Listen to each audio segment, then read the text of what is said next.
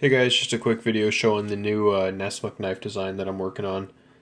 One of the benefits of using a waterjet guy is that I'm able to draw out a design, and then all I'm doing with my guy is I simply scan it into my computer, email it over, he draws it up, and recently he's actually been cutting out these just little polycarbonate templates for me, and then I pick these up when I pick up some of my other stuff, and I can actually feel in hand kind of what it's going to feel like and decide what I like and don't like, and then I can have them do some tweaks. So this is one of the designs I'm most excited about. I've always loved the Nessmuck design, and this first rendition right here, you can see the back end kind of came straight down.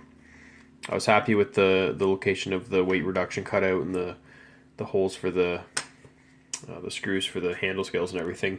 Just wasn't entirely happy with the actual feel in hand. So of course you're not going to get the true feel by doing something like this because there's no scales on it, but it just felt like there's a little too much blade for the handle that you had, but I liked the overall size. So I had him do a second cutout with a couple minor tweaks. You can see on the back end here, so let me see, make sure she's focused. On the back end, instead of coming straight down, so you see it kind of curves up and just a straight line here, I had him actually kind of keep that a bit curved as well. And then I added 1/8 inch of handle and took away 1/8 inch of blade. So if I put the newest one on top and actually line up the holes here, you can kind of see exactly what I had done. So the back end, I added a little bit of curve here. Again, it's just a aesthetic / comfort thing, more aesthetic because your hand isn't really touching that part of the handle. But this little 1/8 inch of difference, you'd be surprised at just how much of a difference it made. Just holding both of these, again, without scales, this one just felt like there's more of the back end of the blade is in the palm of your hand, and it's kind of like reaching out with the blade, as opposed to this where, again, just a little 1/8 inch, your pinky gets that a little bit more grip, and it just feels like you're holding more of the handle, because technically you are, of course, and then it just gives you a bit more control over the blade. So anyway guys, just wanted to show you those. Not something that's required. You can of course cut out cardboard templates if you're new to knife making. That's what I used to do, did it for years. One of the benefits though of working with a waterjet guy and being somewhat familiar with CAD, not me of course, the waterjet guy, I still like drawing my designs out just freehand, and occasionally I do still cut out cardboard templates, but having him cut these out for me gives me a good idea of what I'm actually going to get before I hand over a $1,000 piece of steel for him to cut the blanks out for me. So anyway guys, just wanted to show you that.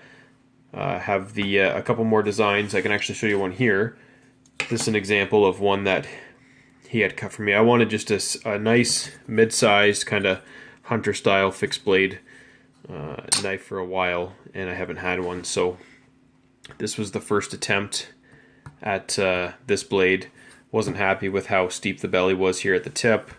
Wasn't happy with the blade to handle ratio. I did the same thing with this one. I added 3/16 to this handle and added 1/8 to the blade, and I actually kind of compressed the whole thing. So it's hard to tell in the video, of course, but it's just a little bit, I guess you'd call it tall. It just felt a little bit fat in the hand, and by the time you add scales to that as well, even if I did something as slim as 1/4 inch, it would just feel like you're holding a brick. So I actually narrowed the whole blade down by 1/8 of an inch, keeping the length and actually adding a bit to the length, and moving the lanyard hole back a little bit and mellowing out the tip. So that should be, oh, and I increased the size of the choil, kept it the same depth height-wise, so between where the blade is, or sorry, where the edge is and the top of the choil is going to be the same height, but I actually just kind of spread it a bit wider, adding about 1/8 of an inch overall, because where it is right now you can get a finger in there, but it's a little bit tight, so by adding 1/8 it'll actually be something kind of practical you can use to pinch the blade and everything. So anyway guys, just wanted to show you those. Thanks for watching. These will be coming up soon. I have a couple big sheets of AEBL and 20 CV stainless that I'll be using to do up quite a few of these guys. So anyway guys, thanks for watching.